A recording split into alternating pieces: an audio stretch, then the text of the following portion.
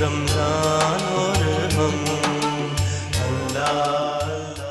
بسم اللہ الرحمن الرحیم۔ ناظرین کرام السلام علیکم۔ رمضان اور ہم پروگراموں کا یہ سلسلہ جاری ہے۔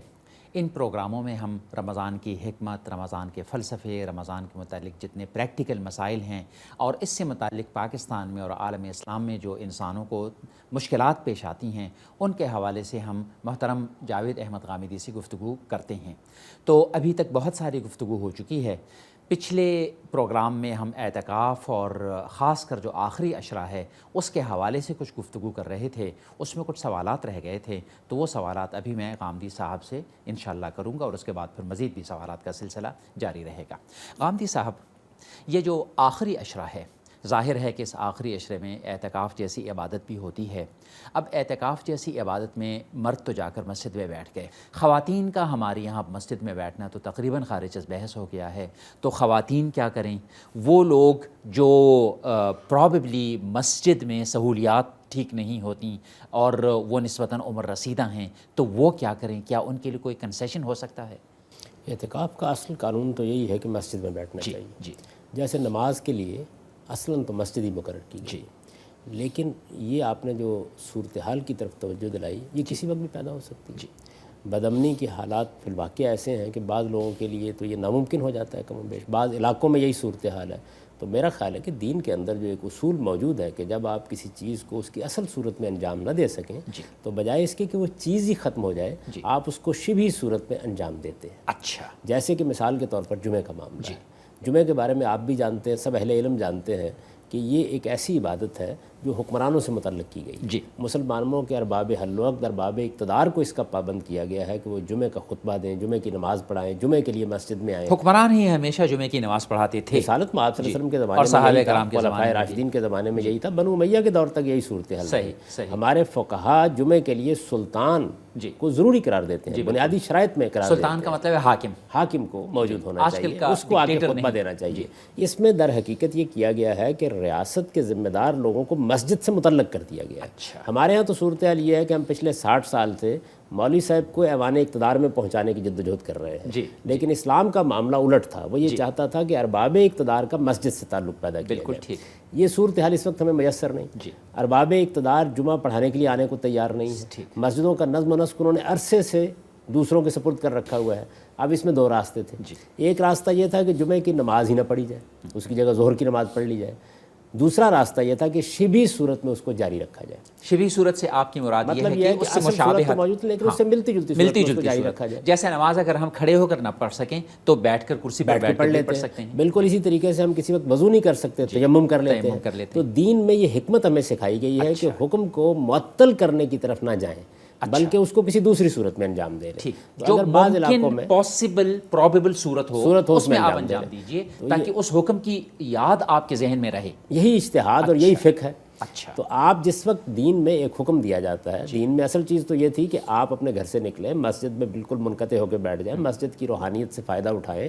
وہ ایک مخصوص فضا ہوتی ہے جس کے اندر اللہ کے بندے آپ کے پاس آتے ہیں، یہ خدا کی یاد کو تازہ رکھنے کے لیے آباد کی گئی جگہ ہیں۔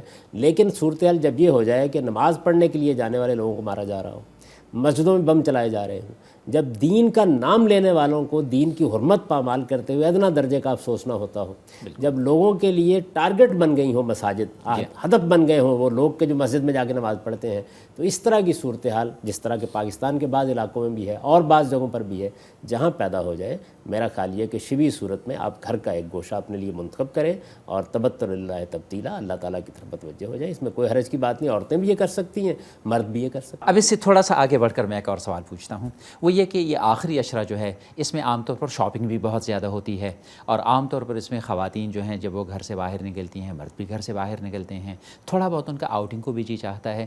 میرے اپنے مشاہدے میں یہ بات آئی ہے کہ خصوصاً اس آخری عشرے میں عشاء کی نماز اور تراویح اور اس طرح کی چیزیں انسان سے ذرا فوت ہو جاتی ہیں، اور تو اس میں آپ دکانداروں کو کیا مشورہ دینا چاہیں گے اور گھر کے لوگوں کو کیا مشورہ دینا چاہیں گے، اس لیے کہ شاپنگ بھی تو ضروری ہے آخر؟ میرا خیال یہ ہے جی کہ چونکہ یہ بہرحال عبادت کا مہینہ ہے، عبادت کی اس میں ترغیب دی گئی ہے، دنیا کی مصروفیات سے انقطاع کو، کٹنے کو اور اللہ کی طرف تبتل یا متوجہ ہونے کو بڑی غیر معمولی اہمیت دی گئی ہے۔ تو ہمیں چاہیے کہ ہم اپنی اس طرح کی سرگرمیوں پہ بھی آرگنائز کریں۔ اچھا یعنی اس میں اگر دن کے اوقات ان کی نظر کیے جائیں تو یہ زیادہ بہتر ہے، اچھا بجائے اس کے کہ ہمارے ہاں راتوں میں یہ زیادہ کام کیے جائیں۔ تو جو ہمارے عمومی معمولات چل رہے ہوتے ہیں ہم انہی کو بہت بڑھا دیتے ہیں ان دنوں۔ یعنی آپ کا مطلب یہ ہے کہ ہمارے ہاں یہ جو ایک تصور سا آ گیا ہے کہ رمضان کے مہینوں میں آپ راتوں کو زیادہ یوز کر لیں اور دن کے وقت سوتے رہیں تو یہ کوئی اچھی بات نہیں ہے، آپ دن کا وہ وقت جو ہے اسی کو آپ یوز کر لیجیے، اس کو آپ استعمال کیجئے اور اس میں شاپنگ کرنی ہے کر لیجئے، کوئی اور اس طرح کا معاملہ کرنا ہے کر لیجئے۔ رات کا بہترین مصرف وہی ہے جو اللہ تعالیٰ نے قرآن مجید میں بیان کر دیا۔ وہاں بھی دیکھیے لفظ استعمال کیا ہے، اِنَّ ناشیۃ اللیل ہے یا اشد وطم وکیلا اقوام وکیلا، اور دن کے بارے میں کہا اِنَّ لَکَ فِی النَّہارِ سَبْحًا طویلا۔ تو اللہ تعالیٰ نے اس میں جو تقسیم خود کی ہے اس کو میرا خیال یہ ہے کہ ہمیں اپنی انفرادی زندگی میں بھی ملحوظ رکھنا چاہیے، اجتماعی زندگی میں بھی ملحوظ رکھنا چاہیے، نظم ریاست بھی اس طرح کا بنانا چاہیے کہ جس کے نتیجے میں یہ مہینہ اللہ کی طرف رجوع کا مہینہ ہو۔ میں نے اس سے پہلے ایک نشست میں آپ سے عرض کیا تھا کہ دین ہمیں بھرپور زندگی گزارنے کی تلقین کرتا ہے، بلکہ اس کو اللہ کی اسکیم کا تقاضا قرار دیتا ہے، اس کے اندر سے کچھ وقت ہم نے نکالنا ہے۔ اب یہ صورت تو نہیں ہونی چاہیے کہ جو وقت نکالا گیا ہے وہ بھی دنیا کی نظر ہو جائے، بالکل صحیح۔ تو اس توازن کو قائم رکھنا چاہیے۔ جس طرح وہ غلط چیز ہے کہ آپ دنیا کی ساری زندگی کو مایا کا جال قرار دے کر انسان کو وہاں سے کھینچ لیں، اسی طرح یہ بھی غلط چیز ہے کہ جو وقت اس کے لیے مقرر کیا گیا ہے وہ دنیا کی نظر کر دیا۔ صحیح۔ قامدی صاحب، یہ آخری جو عشرہ ہے اس میں جمعۃ الوداع بھی آ جاتا ہے، تو جمعۃ الوداع کی اہمیت کیا ہے اور اس ضمن میں آداب کیا ہیں، اس کے متعلق میرا خیال ہے کہ کچھ ڈسکشن تھوڑی سی ہو جائے۔ جمعے کی نماز کی تو دین میں بڑی اہمیت ہے۔ جی، میں اس سے پہلے بھی عرض کر چکا ہوں کہ اس نماز کا تعلق اصل میں ارباب اقتدار کو مسجد میں لانے سے۔ جی، جمعے کے فضائل بھی بیان کیے گئے ہیں۔ ٹھیک۔ رسالت مآب صلی اللہ علیہ وسلم نے بعض روایتوں میں یہ بھی بتایا ہے کہ اللہ تعالیٰ نے بعض بڑے بڑے معاملات جمعے کے دن کیے، اچھا، چنانچہ اسی دن کو مقرر کر دیا گیا کہ اس میں مسلمان بھی ایک اجتماعی عبادت کریں۔ ٹھیک۔ بلکہ روایتوں سے یہ معلوم ہوتا ہے کہ یہی دن تمام عبادت کے لیے مقرر کیا گیا، تمام مذاہب میں عبادت کے لیے مقرر کیا گیا تھا، یا صحیح تعبیر کے مطابق یوں کہیے کہ اللہ کے دین میں ہمیشہ یہی رہا۔ جس طرح لوگوں نے اس کو فرقوں میں تبدیل کیا، بعض تبدیلیاں کر دیں، اسی طرح سے تبدیلیاں کر کے ہفتے اور اتوار کے دن نے اہمیت اختیار کر لی، ورنہ اصل دن جمعہ ہی کا تھا۔ اچھا، تو یہ اپنی جگہ ایک بڑی اہمیت کی چیز ہے، لیکن یہ کہ جمعۃ الوداع کوئی خصوصی حیثیت رکھتا ہے، قرآن حدیث میں کوئی چیز اس کے لیے نہیں ہے۔ اچھا، وہ چیزیں جو دین میں بیان ہوئی ہیں، مثال کے طور پر آخری عشرے کے بارے میں تو ہم کو یہ بات ملتی ہے کہ رسالت مآب صلی اللہ علیہ وسلم اس میں بہت بیدار ہو جاتے تھے، اپنے گھر والوں کو بھی متنبہ کرتے تھے۔ اس میں الفاظ یہ آتے ہیں کہ آپ ان دنوں میں، یعنی یہ جو آخری راتیں ہیں، 10 راتیں ہیں، ان میں خود بھی زیادہ سے زیادہ جاگتے اور ایقظ اہلہ ہو، اپنے اہل و عیال کو بھی بیدار کر دے۔ شدہ میزرو کے الفاظ آئے ہیں، گویا کمر کس لیتے اللہ کی عبادت کے لیے۔ تو یہ پورا لیلۃ القدر کی بھی ایک حیثیت ہے، وہ قرآن مجید میں بیان ہوئی ہے، روایتوں میں بھی اس کا ذکر آیا ہے۔ اسی طریقے سے اور بعض چیزیں بھی بیان ہوئی ہیں، اعتکاف پر ہم اس سے پہلے گفتگو کر چکے ہیں، لیکن یہ کہ یہ آخری جمعے کی کوئی خصوصی اہمیت ہے یہ قرآن حدیث میں کہیں بیان نہیں۔ اچھا، اصل میں چونکہ یہ آخری جمعہ ہوتا ہے، رمضان کا مہینہ ہے، رمضان کا مہینہ خود برکت کا مہینہ ہے، اللہ تعالیٰ نے اس کی خصوصی فضائل بیان کیے ہیں، تو لوگوں میں یہ تصور آہستہ آہستہ پیدا ہو گیا کہ اس جمعے کے لیے بھی ہمیں خصوصی اہتمام کرنا چاہیے۔ اچھا، جمعے کے لیے اہتمام کرنا چاہیے، اس میں تو کوئی شک ہی نہیں۔ جی، جمعے کی بڑی اہمیت ہے، اس میں بھی کوئی شبہ نہیں ہے۔ 7 دن کے بعد ایک اجتماعی عبادت کا دن ہے، یہ بات بھی دین میں طے ہے، لیکن رمضان سے متعلق ہونے کی وجہ سے یہ لوگوں کا عمومی احساس ہے جو جمعۃ الوداع کو ایک مخصوص حیثیت دیتا ہے۔ ورنہ رسالت مآب صلی اللہ علیہ وسلم کی زندگی میں ہمارے پاس جو آپ کی روایات ہیں ان میں اس طرح کی کوئی چیز بیان نہیں۔ تو اس پر گویا ہم ڈسکشن کر لیتے ہیں اس بات پر کہ لیلۃ القدر، جس کے متعلق عام طور پر یہ بات آتی ہے کہ یہ وہ رات ہے جو اس آخری عشرے میں آتی ہے، لیلۃ القدر کی اصل اہمیت کیا ہے؟ قرآن مجید نے اس کو چونکہ خود موضوع بنا لیا ہے، تو اس وجہ سے قرآن کا بیان یہ ہے کہ اللہ تعالیٰ نے مہمات امور کے لیے غیر معمولی معاملات جو اس دنیا کے بارے میں کیے جاتے ہیں، جو کائنات کے بہت بڑے بڑے، اس دنیا کے بہت بڑے بڑے مسئلے ہیں۔ دیکھیے جو جدید فلسفہ ہے، بلکہ قدیم فلسفے سے لے کر جدید فلسفے تک جتنا سفر طے ہوا ہے، اس میں تو ساری تگ و دو انسان کی یہ ہے کہ وہ اگر خدا کو مانے بھی تو کم سے کم اس دنیا کے نظم سے اس کو معطل کر کے رکھتے۔ لیکن قرآن مجید یہ کہتا ہے کہ الا لہ الخلق والامر، یعنی آپ کا مطلب یہ ہے کہ اگر خدا کو اس طریقے سے ماننا ہے کہ آپ نے خدا کو مان تو لیا کہ اس نے بس ایک گھڑی سٹارٹ کر دی، پھر وہ اطمینان سے کسی جگہ جا کر بیٹھ گیا، مشین کی طرح چل رہی ہے، تو اس کا تو ماننا نہ ماننا بالکل ایک برابر ہوا۔ مانی نہیں، یعنی خدا کو ایک علت العلل مان لینا، ایک فرسٹ کاز مان لینا، ایک محرک اول مان لینا، تو یہ کوئی چیز نہیں ہے۔ صحیح۔ قرآن مجید جو تصور پیش کرتا ہے ذات خداوندی کا وہ یہ ہے کہ الا لہ الخلق والامر، بالکل ٹھیک. دونوں چیزیں خدا تعالیٰ سے صادر ہو رہی ہیں. اس نے اس کائنات کو بنایا ہے، وہ اس کا خالق ہے، اور وہ اس کی تدبیر امور کر رہا ہے. صحیح. تدبیر امور کے دو حصے. جی. تدبیر امور کا ایک حصہ وہ ہے جس کا تعلق کائنات کے عمومی قانون سے، یعنی سورج طلوع ہوتا ہے، سورج غروب ہوتا ہے، زمین کی گردش کا ایک قاعدہ مقرر کر دیا گیا ہے، کہکشانیں ایک خاص طریقے سے پھیلتی ہیں، وسیع ہو رہی ہیں. اللہ تعالیٰ نے قرآن میں یہ بتایا ہے کہ اس کے ساتھ اس پوری کائنات کے نظم میں اللہ تعالیٰ ہر روز بعض نئے نئے پہلو پیدا کرتے رہتے ہیں. بالکل ٹھیک. اس کو بیان کیا نا کہ کل یومن ہوا فی شان، ہر آنے والے دن وہ ایک نئی شان اور نئی آن میں ہوتا ہے. اچھا، اسی طرح یزید و فی الخلق ما یشاء، وہ اپنی مخلوقات میں جہاں چاہتا ہے اضافہ بھی کرتا رہتا ہے. بالکل صحیح. تو ایک تو یہ تکوینی طور پر یعنی ہوتا ہے، ایولیوشنری پروسیس بھی وہ جاری رکھتا ہے. یہ اس کا ایک پہلو ہے. دوسرا پہلو یہ ہے کہ اس نے اس زمین کے اوپر انسان کو پیدا کیا ہے، یہ ایک مخلوق ہے. اچھا، جو اس کے فرشتے ہیں، جنات ہیں، ان کے ساتھ کیا معاملہ کر رہا ہے وہ تو ہمارے علم میں نہیں ہے، لیکن یہاں تک انسانوں کا تعلق ہے، ان کے بارے میں بہت سے فیصلے ہوتے ہیں. صحیح. ان میں سے مثال کے طور پر ایک فیصلے کو قرآن مجید نے بیان کیا ہے، اور وہ فیصلہ پوری کی پوری انسانی تاریخ پر پھیلا ہوا ہے. قرآن مجید یہ کہتا ہے کہ اللہ تعالیٰ نے جس وقت انسانوں کو پیدا کیا تو پیدا کرنے کے بعد ان کی اقوام وجود میں آنی شروع ہو گئی. اب ان اقوام میں سے ایک ایک قوم کو ایک خاص ترتیب سے اللہ تعالیٰ دنیا کا اقتدار دیتے ہیں. صحیح. پھر اس کو ایک امتحان سے گزارتے ہیں اور اسی دنیا میں اس کا محشر برپا کر دیتے ہیں. بالکل ٹھیک. یہ ایک مسلسل عمل ہے جو جاری ہے، یعنی دنیا میں وہ اپنے انجام کو پہنچتی ہے، اور اس کی دو صورتیں متعین کر دی ہیں. یعنی ایک قوم عروج پائے گی، وہ ایک خاص مقام پر پہنچے گی، اخلاقی امتحان جس سے انسان گزر رہا ہے اس میں سے گزرے گی، اس میں کامیاب ہوگی یا ناکام ہوگی. اس کی ناکامی کی دو صورتیں ہوں گی، یا تو اس کو محکومی کے عذاب میں مبتلا کر دیا جائے گا یا دنیا سے مٹا دیا جائے گا. تو اللہ تعالیٰ یہ کہتے ہیں کہ جس وقت ہم دنیا کی تاریخ کو دیکھتے ہیں کہ حام کی نسل سے یہ معاملہ شروع ہوا، سامی نسلوں تک پہنچا، اب یافس کی اولاد تک پہنچ گیا ہے، ایک ایک کو لیا جا رہا ہے. تو اس کو دیکھیں قرآن میں بیان، نوح علیہ السلام کے بیٹے تھے، حام، سام اور یافس، تینوں بیٹے ہیں جن کی اولاد ہے. یہ تینوں، اس میں ایک ترتیب قائم کر دی گئی ہے. ایک ترتیب کے ساتھ دنیا میں یہ لوگ آ رہے ہیں اور پھر معزول ہو رہے ہیں. قرآن نے اس کو بیان کیا کہ ان من قریۃ الا نحن مہلکوها ومعذبوها قبل یوم القیامہ کان ذلک فی الکتاب مستورا. قیامت سے پہلے پہلے اس عمل کو مکمل ہونا ہے. اچھا، یعنی آخری قوم کو بھی اس مرحلے سے گزرنا ہے. اس میں قبل یوم القیامہ کے الفاظ کہہ کے بتا دیا گیا کہ یہ عمل سارا کا سارا جاری ہے، کہ ان سب کو اس طریقے سے اس تمام پروسیس سے گزرنا ہے. اب ظاہر ہے کہ یہ جو پروسیس ہے اس کے اندر خدا کی براہ راست مداخلت ہوتی ہے. بالکل فیصلہ کیا جاتا ہے. یہ فیصلہ اخلاقی اصولوں پر ہوتا ہے، یہ طبعی قوانین پر نہیں ہوتا. تو اس طرح کا میں نے ایک مثال دی. بے شمار معاملات ہیں کہ جن کے اندر یہ سب معاملہ، نبوت جب آتی تھی تو کسی قوم کے لیے نبوت کا فیصلہ کیا جاتا تھا، کسی انسان کا انتخاب کرنا ہے، اور بعض اوقات اس انتخاب کو اللہ تعالیٰ قوموں کے لیے ایک جزا و سزا کا ذریعہ بنا دیتے تھے، جیسے رسالت کے قانون پر ہم بات کر چکے ہیں. یہ سارے معاملات جتنے ہیں ان کو کہا جاتا ہے مہمات امور، یعنی جو ایسے فیصلے ہیں جو دنیا پر بہت بڑا اثر ڈالتے ہیں. جیسے رسالت میں آپ صلی اللہ علیہ وسلم کی بعثت ہے، جیسے قرآن کا نزول ہے، جیسے بنی اسرائیل کا ایک خاص منصب پر فائز ہونا ہے، جیسے ان کا معزول کیا جانا ہے. تو یہ بہت بڑے جیسے کسی قوم کو ڈیسائسو شکست دینا ہے، جیسے کسی قوم کو ڈیسائسولی اٹھانا ہے. یہ انتخاب، یہ عزل ہو رہا ہے نا، یہ سارا کا سارا. یہ جو سارا معاملہ ہے جتنا بھی، اس معاملے میں اللہ تعالیٰ کی مداخلت ہوتی ہے. اس مداخلت کا ایک ٹائم ٹیبل بنتا ہے، ایک نظام ہے، اس کو لے کر فرشتے آتے ہیں، پھر اس کا نفاذ کیا جاتا ہے. وہ نفاذ ایک قانون اور قاعدے کے مطابق ہوتا ہے. اس کے لیے اللہ تعالیٰ کہتے ہیں میں نے ایک رات مقرر کر رکھی ہے جس کو لیلۃ القدر. غامدی صاحب، لیلۃ القدر میں ہمارے لیے اس بات کی بڑی فضیلت آئی ہے کہ ہم اس میں پروردگار کی زیادہ سے زیادہ عبادت کریں. اب یہ تو ہم جانتے ہیں کہ لیلۃ القدر کا یہ جو ایگزیکٹ ٹائم ٹیبل ہے یہ ہمیں معلوم نہیں ہے، اور یہ میرا خیال ہے کہ بہت بڑی حکمت پر مبنی ہے کہ یہ ہمیں معلوم نہیں ہے.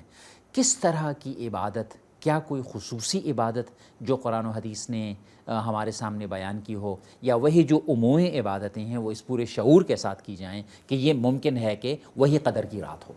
اس پہ میں ایک بات آپ کی خدمت میں عرض کروں. ہو سکتا ہے کہ آپ کو وہ تھوڑی سی اجنبی لگے، لیکن اصل صورتحال بتانا ضروری ہے لوگوں کو. اس سے پہلے ہم گفتگو کر چکے ہیں کہ اللہ تعالیٰ نے مہمات امور کے لیے ایک رات مقرر کر رکھی ہے. اس رات کا تعارف قرآن مجید میں کرایا گیا ہے. یہ بتایا گیا ہے کہ لیلۃ القدر خیر من الف شہر. اللہ تعالیٰ کے نظام میں یہ 1000 مہینوں سے بہتر رات ہے، یعنی بڑی فضیلت کی رات بیان کیا گیا ہے. اللہ تعالیٰ کے ہاں چونکہ مہمات امور کا فیصلہ ہوتا ہے، بڑے بڑے معاملات کا فیصلہ ہوتا ہے، تو ظاہر ہے کہ یہ فیصلوں کی رات ہے.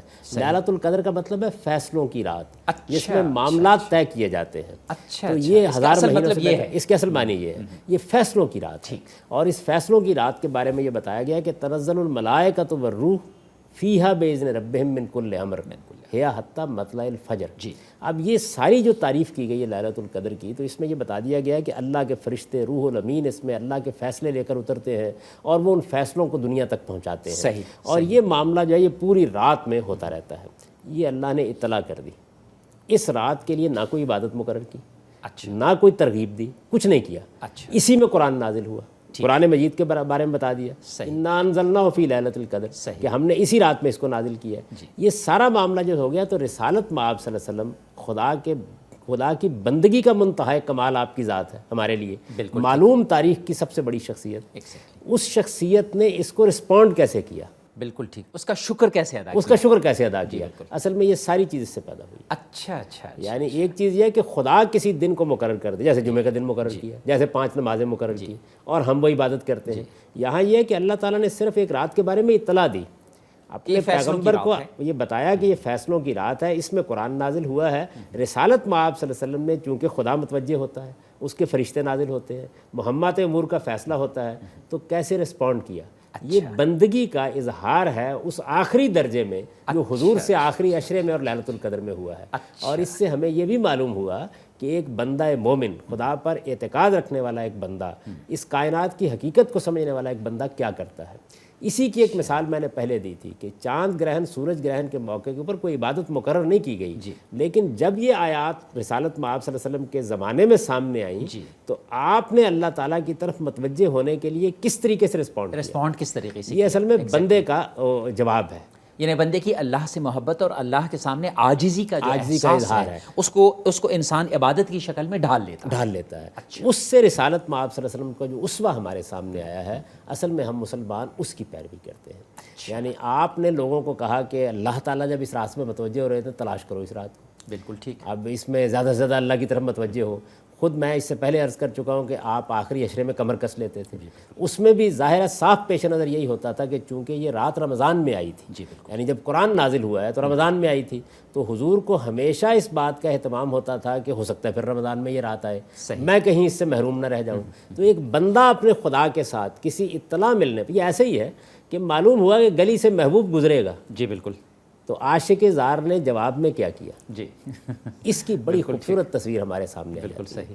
تو یہ تصویر ہے جو حضور نے پیش کی، اور تمام مسلمان اس کی پیروی کرتے ہیں. اس کو اس روح سے دیکھنا چاہیے. اس معاملے میں جو عبادات کی تعین بعض اوقات کی جاتی ہے یا اور چیزیں کی جاتی ہیں، اس کی کوئی حقیقت نہیں ہے. اصل چیز یہ ہے کہ آپ اپنے رب کی طرف متوجہ ہونے کا کیا طریقہ اختیار کرتے ہیں. معاملات وہی ہوں گے جو رسالت مآب صلی اللہ علیہ وسلم سے مشروع ہو گئے. نماز پڑھیں گے، تسبیح تحلیل کریں گے، قرآن مجید کی تلاوت کریں گے، غور و فکر کریں گے، اپنے رب کی طرف متوجہ ہوں گے. یہ تنوع رہنا چاہیے. اس کی وجہ یہ ہے کہ سارے انسان یکساں نہیں ہوتے. کتنے لوگ ہیں، میں آپ سے ڈاکٹر صاحب عرض کروں، ان کا دعا میں بہت دل لگے گا. جی بالکل. ہو سکتا ہے کہ نماز میں اتنا نہ لگے. کتنے لوگ ہوں گے کہ جن کا سجدے میں بہت دل لگے گا، ہو سکتا ہے قیام میں اتنا نہ لگے. ہمارا فرض منصبی یہ ہے کہ جو کچھ ٹھیک دین میں بیان ہوا ہے اس کو بیان کر دیں، کیونکہ یہ ایک بڑی بھاری ذمہ داری ہے. وہ ذمہ داری ہے جس کی طرف تھوڑا سا توجہ دلا دینا چاہیے لوگوں کو. جو معاملات ہماری عقل، علم اور مشاہدے، تجربے اور اس طرح کے علوم سے متعلق ہیں، ان میں ہم بات بھی کرتے ہیں اور اپنے دلائل بھی دے دیتے ہیں. جو معاملات خدا سے متعلق ہیں ان میں بڑی ذمہ داری یہ ہے، کیونکہ جو 5 چیزیں اللہ تعالیٰ نے قرآن مجید میں کہا ہے کہ میں نے صرف یہ 5 چیزیں حرام کی ہیں. ان 5 میں 5ویں چیز یہ ہے کہ وَأَن تَقُولُوا عَلَى اللَّهِ مَا لَا تَعْلَمُونَ، کہ تم اللہ کی طرف کوئی ایسی بات منسوب کر دو جو تمہارے علم میں نہیں تھی. تو اللہ کی طرف یا اللہ کے پیغمبر کی طرف بات کی نسبت، اور پیغمبر کی طرف بات کی نسبت بھی اصل میں اللہ کی طرف نسبت ہے. تو اس نسبت کے معاملے میں آخری درجے کی احتیاط کرنی چاہیے، یہ ضروری. یعنی دین وہی ہے جو قرآن مجید میں، سنت میں اور حدیث میں موجود ہے. دین اس سے باہر نہیں ہے. عبادات کے ضمن میں صرف وہی کام کرنا چاہیے جو حضور علیہ الصلوۃ والسلام نے اور قرآن مجید نے بیان کر دیا ہے. اس سے یکسر منہ نہ کم اور نہ زیادہ. بس جیسے ہی آپ کریں گے، آپ خدا کی طرف کسی بات کی نسبت کریں گے اور یہ جھوٹ ہوگا. یہ بالکل. اس میں کوئی مبالغہ نہیں ہونا چاہیے، اس میں کوئی کمی ہماری طرف سے نہیں ہونی چاہیے. ناظرین، ہماری آج کی ڈسکشن جمعۃ الوداع اور لیلۃ القدر کے حوالے سے تھی، اور انشاءاللہ اس میں مزید پھر آگے ڈسکشن ہماری عید کے حوالے سے بھی ہوگی، اور مختلف دوسرے موضوعات بھی انشاءاللہ زیر بحث آئیں گے. اگلے پروگرام تک کے لیے اجازت دیجیے. خدا حافظ. فی امان اللہ.